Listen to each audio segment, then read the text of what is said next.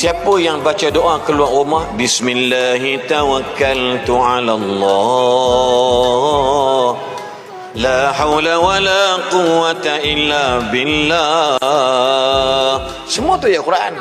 Dan dihadiskan, disabdakan, relate ayat Quran. Apa jadi? Nabi kata apa? Hudita, wuqita, kufita. Siapa yang keluar rumah baca bismillahi tawakkaltu ala Allah. Bismillah ayat Quran tak? Tawakkaltu ala Allah ayat Quran tak? La haula ada Quran tak? Semua zikir-zikir yang ada dalam Quran. Nabi dapat dia. Hudita, dia dapat petunjuk. Wuqita, dapat keselamatan. Kufita, dapat kecukupan.